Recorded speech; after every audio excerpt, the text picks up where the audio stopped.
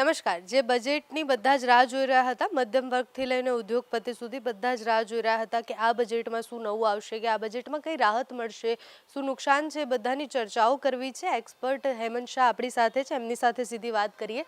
વધારે લાંબી પ્રસ્તાવના હું એટલે નથી આપતી કારણ કે સમજવું છે આખું બજેટ. પહેલાં તો સર તમે મને કહો કે તમારી પહેલી પ્રતિક્રિયા શું છે આ બજેટને જોઈને, તમે એને કઈ રીતના જુઓ છો? અગત્યનો મુદ્દો તો એ છે કે નાણાપ્રધાને એવું કહ્યું છે બજેટના એમના પ્રવચનના પહેલા ભાગમાં કે વચગાળાનું બજેટ રજૂ કરી રહ્યા છે. પણ આ વચગાળો કેટલો એ એમણે કહ્યું જ નથી. આવતા એપ્રિલ મહિનાથી નવું વર્ષ શરૂ થાય. એ નવા વર્ષના કેટલા મહિના માટે આ બજેટ રજૂ કરવામાં આવે છે એવી કંઈ એમણે વાત કરી નથી. બીજો અગત્યનો મુદ્દો એ છે કે એમના પ્રવચનના પહેલા ભાગના અંતમાં એમણે એવું કીધું છે કે હું આ લેખાનું દાન રજૂ કરું છું, એટલે કે વોટ ઓન એકાઉન્ટ રજૂ કરું છું. ભારતના બંધારણમાં કલમ 116માં વોટ ઓન એકાઉન્ટ એટલે કે લેખાનું દાન રજૂ કરવાની જોગવાઈ છે. સામાન્ય રીતે ત્યારે લેખાનું દાન રજૂ કરવામાં આવે કે જ્યારે આખું બજેટ રજૂ કરવાનું ના હોય કોઈ પણ કારણસર. અત્યારે જે કારણ છે તે એમ છે કે એપ્રિલ મહિનામાં ચૂંટણી આવશે અને એટલા માટે અત્યારે આખું બજેટ આખા વર્ષનું બજેટ રજૂ નહીં કરવું એવા પ્રકારની એક વાત છે. જોકે હું એમ સમજું છું કે આ વાત પણ બરાબર નથી. જ્યારે પહેલાં બજેટ 28મી ફેબ્રુઆરીએ રજૂ કરવામાં આવતું હતું ત્યારે માત્ર એક જ મહિનો બાકી રહેતો હતો. અત્યારે તો 1લી ફેબ્રુઆરીએ જો બજેટ રજૂ કરતા હો તો 2 મહિના બાકી રહે છે. તો શા માટે આખું બજેટ રજૂ ના કરવામાં આવે? પણ એનાથી વધારે મહત્ત્વની બાબત એ છે કે જ્યારે તમે એમ કહો છો કે આ વચગાળાનું બજેટ છે તો વચગાળો કેટલો, એનો સમયગાળો કેટલો, એના વિશેની વાત આમાં કરવામાં આવી નથી. જે પણ આંકડા આપવામાં આવ્યા છે નાના મોટા, તે બધા આંકડા મોટાભાગના આવતા વર્ષના સંદર્ભમાં 2-4 મહિના માટે નથી આપવામાં આવ્યા પણ આખા વર્ષને માટે આપવામાં આવ્યા છે. એટલે એક એવો ભ્રમ ઊભો થાય છે કે તમે આખા વર્ષનું બજેટ રજૂ કરી રહ્યા છો. ભારતના બંધારણની જે જોગવાઈ છે તે આવી છે કે મતપાત્ર અને બિન મતપાત્ર ખર્ચ એમ સરકારનું ખર્ચ 2 ભાગમાં વહેંચાઈ જાય. જે બિન મતપાત્ર ખર્ચ છે એટલે નોન વોટેડ એક્સપેન્ડિચર છે એના વિશે સંસદની મંજૂરી લેવાની જરૂર હોતી નથી. પણ જે મતપાત્ર ખર્ચ છે, વોટેડ એક્સપેન્ડિચર છે, એને માટે મંજૂરી લેવાની જરૂર હોય છે. હવે જો મંજૂરી લેવાની જરૂર હોય તો કયું વોટેડ ખર્ચ છે કે જે 1લી એપ્રિલથી જ્યારે નવું બજેટ આવે ત્યાં સુધીમાં તમારે ખર્ચ કરવાનું છે ને જેની મંજૂરી લેવાની આવશ્યકતા છે? તો એવી વાત આમાં આવતી જ નથી આખા બજેટમાં. એ બહુ સ્પષ્ટપણે દેખાઈ આવે છે. એટલે મને એમ લાગે છે કે આ આખી વાત જ બહુ વિચિત્ર છે. અને જો તમે નાણાપ્રધાનનું આખું ભાષણ સાંભળો અથવા વાંચો તો તમને ખ્યાલ આવે છે કે એમાં 70%થી 80% જેટલું ભાષણ તો એવું છે કે એમણે આ વર્ષમાં કે પહેલાં શું કર્યું એની જ વાતો આવે છે. ખરેખર બજેટ એ નવા વર્ષ માટે છે, તો નવા વર્ષમાં એ શું કરવાના છે એને વિશેની વાતો બહુ આવતી નથી. એટલે લોકોમાં એક પ્રકારનો ભ્રમ ફેલાય એવા પ્રકારની વાત આમાં કરવામાં આવી હોય એવું લાગે છે. એટલે લોકોને ક્લિયર જ નથી થતું કે એક્ઝેક્ટલી આ જે બજેટ રજૂ કરવામાં આવ્યું છે એમાં કોને શું મળવાનું છે, શું નવી યોજના છે, શેમાં પૈસા ઇન્વેસ્ટ કરવાના છે, કે સરકાર પાસે જે પૈસા છે એનો એ લોકો ઉપયોગ શું કરવાના. બધાને એવું હતું કે આપણા ટેક્સના પૈસા છે એટલે આપણને આ મળવું જોઈએ કે આપણને આ મળવું જોઈએ. એક્સપેક્ટેશન્સ બહુ બધી હતી પણ એ એક્સપેક્ટેશનથી એકદમ અલગ છે આ બજેટ. નહીં, લોકો પણ કંઈ આ વચગાળાના બજેટના સંદર્ભમાં બહુ અપેક્ષા રાખતા હતા એવું મને નથી લાગતું. કારણ કે સરકાર આખા વર્ષને માટે જ્યારે બજેટ રજૂ ન કરતી હોય ત્યારે એ 2 મહિનાના ગાળા માટે શું રાહતો આપી શકે એ સવાલ ઊભો થાય છે. પણ બીજી બાજુ સરકાર એવું પણ કહે છે, નાણાપ્રધાને એવું પણ કહ્યું છે કે ગયા વર્ષનું એટલે કે ચાલુ વર્ષનું એ આટલું બજેટ હતું, લગભગ 44,60,000 કરોડ રૂપિયાનું, અને હવે નવા વર્ષનું એટલે કે 2024-25નું બજેટ 47,66,000 કરોડ રૂપિયાનું રજૂ થશે એવું એમણે કહી દીધું. એનો અર્થ એવો થયો કે આવતા જૂન જુલાઈ મહિનામાં જે પણ બજેટ આવશે એની રકમ આટલી જ હશે. હવે માની લો કે આટલી રકમ હોય તો એનો અર્થ એવો થયો કે ગયા ચાલુ વર્ષના બજેટ કરતાં આવતા વર્ષનું બજેટ લગભગ 3 લાખ કરોડ રૂપિયા વધ્યું. આ જે વધારો છે એ લગભગ 6% જેટલો વધારો કહેવાય. હવે 6%નો તો ફુગાવાનો દર છે, તો એનો અર્થ એ થયો કે બજેટમાં કોઈ વાસ્તવિક ખર્ચમાં વધારો થતો જ નથી. જેટલો ફુગાવો વધે છે એટલું જ બજેટ વધ્યું છે. જો એમ હોય તો એનો અર્થ એ થાય કે સરકાર અર્થતંત્ર માટે, જુદી જુદી યોજનાઓ માટે, ગરીબોના કલ્યાણને માટે કોઈ વાસ્તવિક ખર્ચમાં વધારો કરવાની છે એવું છે જ નહીં. એ સાબિત થઈ ગયું. એનો અર્થ એવો થાય છે કે સરકાર વધારે પ્રમાણમાં ખાનગી ક્ષેત્રો ઉપર આધાર રાખશે. પછી એ કોઈ પણ ક્ષેત્ર હોય, એ માળખાગત સવલતોનું ક્ષેત્ર હોય, એ શિક્ષણનું ક્ષેત્ર હોય, એ ઉદ્યોગોનું ક્ષેત્ર હોય, એ આરોગ્યનું ક્ષેત્ર હોય, કે સેવા ક્ષેત્ર હોય, કે ખેતી ક્ષેત્ર હોય. સરકારે પોતાના ખર્ચની મર્યાદા નક્કી કરી નાખેલી છે. તો એ પ્રકારના સંજોગોમાં મને નથી લાગતું કે સરકાર દેશના વિકાસમાં વધારે મહત્ત્વની ભૂમિકા ભજવવાની હોય. એટલે આ દ્રષ્ટિએ જો તમે જુઓ તો મને લાગે છે કે આ બજેટમાં કશું છે જ નહીં. લોકો નિરાશ થાય એ બહુ સ્વાભાવિક છે. એટલે જેમણે આશા રાખી હશે એ લોકો ચોક્કસ નિરાશ થશે. પણ સરકારે માની લો કે અત્યારે કશી પણ જાહેરાત કરી હોત તો એ 3 કે 4 મહિના માટે જ સરકારે એનો અમલ કરવાનો થાત, એવા પ્રકારની પરિસ્થિતિ હોત. એટલે આ દ્રષ્ટિએ જુઓ તો આ વચગાળાનું બજેટ પણ નથી દેખાતું, પણ જેને ગુજરાતીમાં આત્મશ્લાઘા કહે છે, જાતે પોતાની પ્રશંસા કરવી. એટલે નાણાપ્રધાને મોટે ભાગે 80% પ્રવચનમાં આ જ કર્યું છે, બીજું કંઈ દેખાતું નથી. એટલે આખું જ્યારે 58 મિનિટની સ્પીચ હતી, મને ખબર છે ત્યાં સુધી, એમાં બધાને એવું લાગ્યું કે બસ એ જ વાત થઈ છે કે સરકારે કેટલા કામ કર્યા છે. અને મોટાભાગના લોકોને રસ હોતો નથી, પણ જે જોવે છે એ બધાને એવું લાગ્યું કે એ તો શરૂ હોતે ही ખતમ હો ગયા, એમ બજેટની કોઈ વાત જ નહોતી.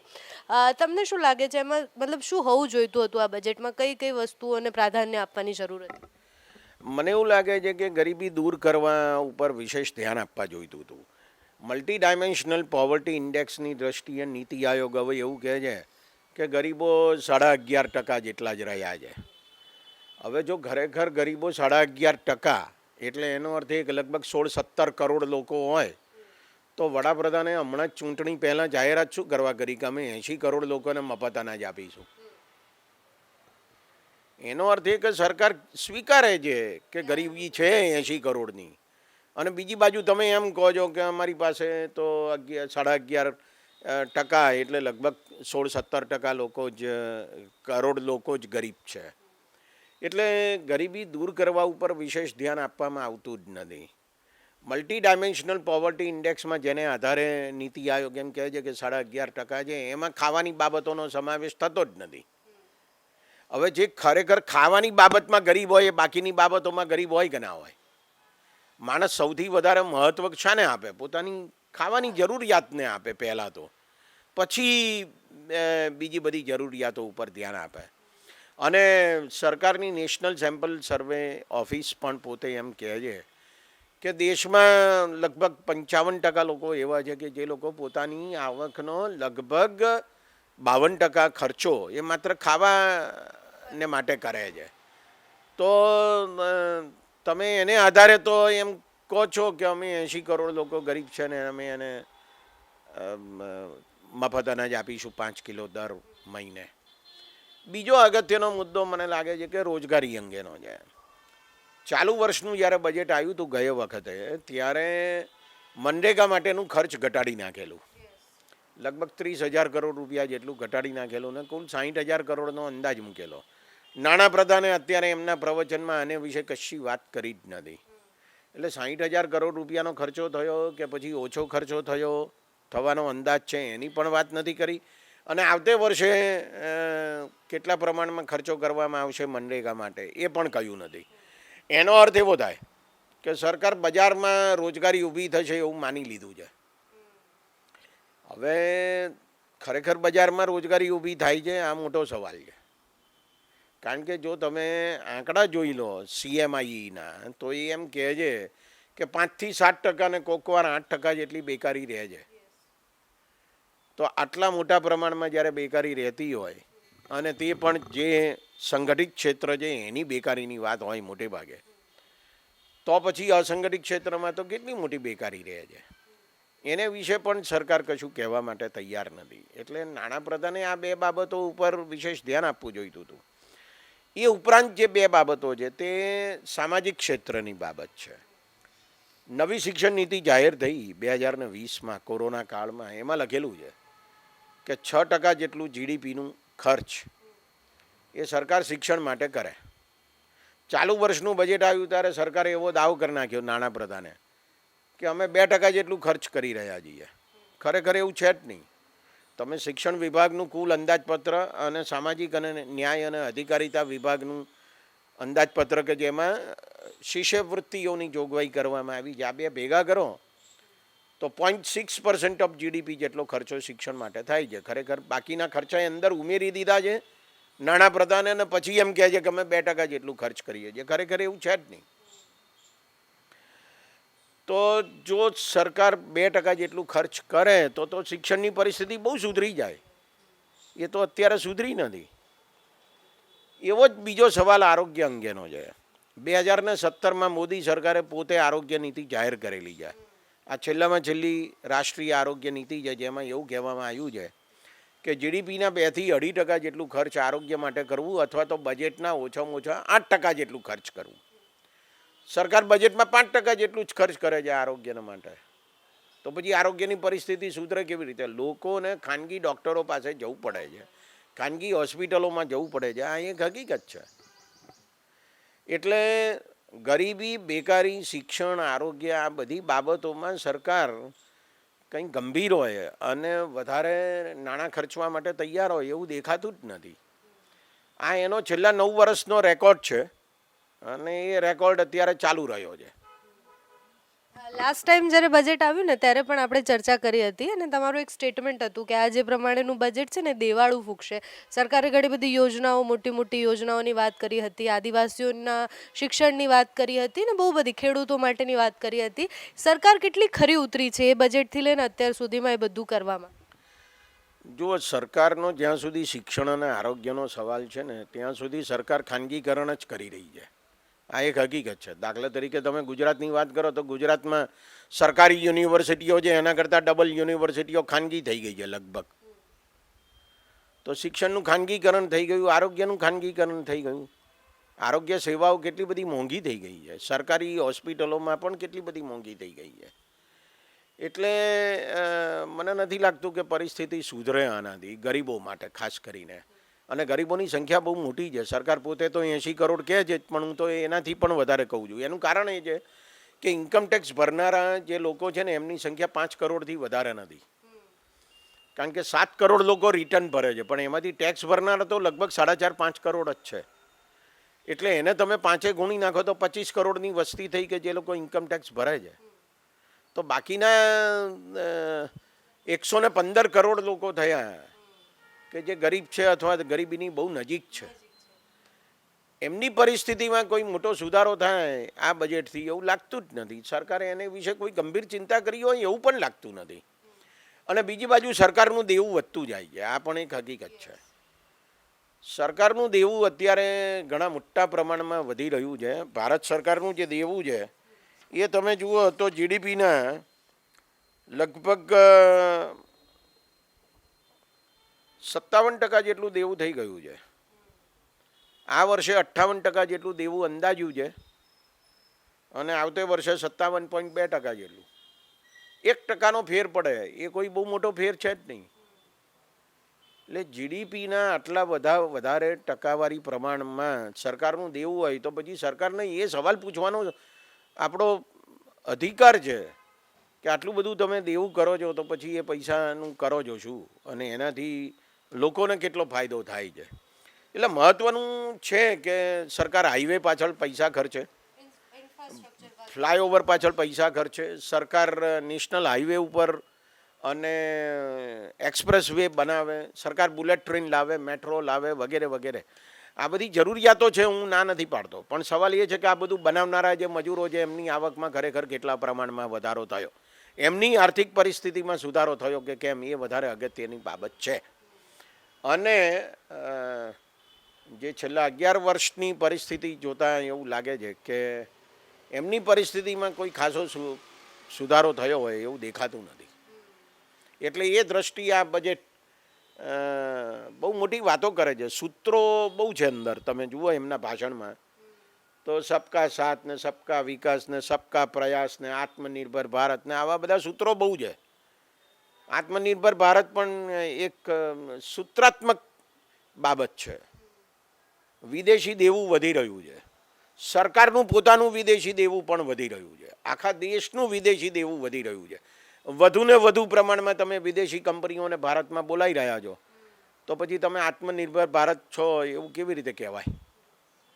એટલે આ બધા મને લાગે છે કે બહુ પાયાના સવાલો છે. અને જ્યાં સુધી સરકાર ખર્ચ નહીં વધારે ત્યાં સુધી દેશનો જીડીપીનો વૃદ્ધિ દર આગળ વધે એવી શક્યતાઓ બહુ ઓછી છે.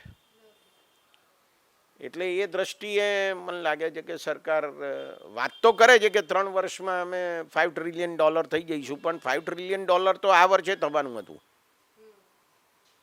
એ નથી થયા. ને હવે એમ કહો છો કે તમે બીજા 3 વર્ષ થશે, એ તો એની મેળે થવાના હતા. એમાં સરકારે કશું કરવાનું નથી અને કરશે નહીં તોય થઈ જશે. એટલે સરકારની ભૂમિકા શું છે એ વધારે મહત્વનું છે.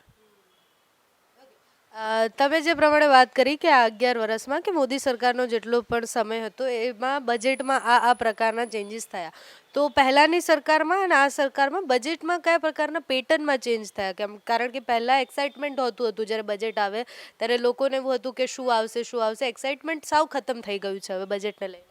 નહીં, જુઓ, મને એવું લાગે છે કે આમાં કોઈ મહત્ત્વના તાત્વિક ફેરફારો નથી થયા. તારીખ બદલી નાખી, 28 ફેબ્રુઆરીના બદલે 1 ફેબ્રુઆરી કરી નાખી. તો ઈરાદો એવો હતો કે ભાઈ નવા વર્ષના વધારે સારા અંદાજો મૂકી શકાય અને વર્તમાન વર્ષની જે પરિસ્થિતિ છે એનું વધારે સારું આકલન થઈ શકે. એમ કરવાથી બજેટમાં મોટો ફેરફાર થાય. પણ એવો શું ફેરફાર થયો? જ્યારથી તમે 1 ફેબ્રુઆરીથી બજેટ આપવાની શરૂઆત કરી ત્યારથી અત્યાર સુધી કયો મોટો ફેરફાર થઈ ગયો છે? એવું કશું દેખાતું નથી. એટલે જે એક પ્રકારની ઘરેડ છે એ ઘરેડ જ દેખાય છે. સરકાર એવો દાવો કરે છે અને એ દાવો વધારે સાચો છે, એમાં કોઈ શંકા નથી કે એ મૂડી ખર્ચમાં વધારો કરી રહી છે. એ લગભગ છેલ્લા 5 વર્ષમાં 3 ગણો વધારો થઈ ગયો. આ મૂડી ખર્ચનો વધારો એટલે એક્સપ્રેસ વેમાં વધારો, મેટ્રોમાં વધારો, નવા રેલવે સ્ટેશનો બનાવવાની સંખ્યામાં વધારો, વંદે ભારત ટ્રેનોમાં વધારો, બરાબર? આ બધી બાબતો થઈ રહી છે. હું એમ નથી કહેવા માગતો કે આ બધી બાબતોની આવશ્યકતા નથી, પણ સવાલ એ છે કે વંદે ભારત ટ્રેન આવે તો જે ધક્કામુક્કી કરીને ઊભા જતા પેસેન્જરની પરિસ્થિતિમાં સુધારો થયો કે ના થયો? આ અગત્યનું છે દેશને માટે. કારણ કે દેશમાં 100 કરોડ લોકો તો આવા જ છે કે જેમને વંદે ભારત પોસાતી નથી. તો એ પ્રકારની પરિસ્થિતિ ક્યારે ઊભી થશે સરકાર દ્વારા કે જ્યારે સરકાર વધારે ગરીબોનું ધ્યાન રાખતી હોય અથવા ઓછી આવક ધરાવનારા લોકોનું ધ્યાન રાખતી હોય? મને એની ખબર નથી. છેલ્લો સવાલ છે મારો, તમે આટલા સમયથી બધા જ બજેટ કેટલાય સમયથી જોતા હશો, એનો એનાલિસિસ કરતા હશો, તમને કયા સરકારનું કયું બજેટ એવું લાગ્યું કે આ સમય માટે આ બેસ્ટ બજેટ છે, એમ કે આવી રીતના જ થવું જોઈતું હતું? મને છેલ્લા 9 વર્ષનો ગાળો લો તમે મોદી સરકારનો, તો મને એવું નથી લાગતું કે ખરેખર જે બાબતો ઉપર એણે ધ્યાન કેન્દ્રિત કરવું જોઈતું હતું એ બાબતો ઉપર ધ્યાન કેન્દ્રિત કર્યું હોય. કારણ કે જો એવું હોત તો શિક્ષણની ને આરોગ્યની પરિસ્થિતિ સુધરી હોત, ગરીબી ખરેખર ઓછી થઈ હોત, સરકારે 5 કિલો મફત અનાજ આપવાની જરૂર જ ના પડત અને બેકારી ઓછી થઈ હોત. પણ એવું દેખાતું નથી. એટલે બેકારી દૂર કરવા પર, ગરીબીનું નિવારણ કરવા ઉપર, શિક્ષણ અને આરોગ્યની પરિસ્થિતિ સુધારવા ઉપર સરકારે છેલ્લા 9 વર્ષમાં ધ્યાન આપ્યું હોય એવું દેખાતું નથી. એટલે એમની નીતિઓ બહુ સરસ છે. આરોગ્ય નીતિ 2017 અને શિક્ષણ નીતિ 2020 એ બહુ સરસ છે. એમાં એમ માની લઈએ આપણે પણ એ નીતિ છે, એ બજેટ નથી, એ ખરેખર થતું ખર્ચ નથી. એટલે એ દ્રષ્ટિએ જોઈએ તો મને એવું લાગે છે કે આ દેશમાં શિક્ષણ અને આરોગ્યની બાબતમાં, ગરીબી અને બેકારીની બાબતમાં પરિસ્થિતિ ગંભીર થઈ રહી છે, સુધરી રહી છે એવું નથી. અને બજેટમાં એના ઉપર ધ્યાન આપવામાં આવતું હોય પૂરતું એવું લાગતું પણ નથી. ઓકે, થેન્ક યુ સર અમારા સાથે જોડાવા. ખૂબ ખૂબ આભાર.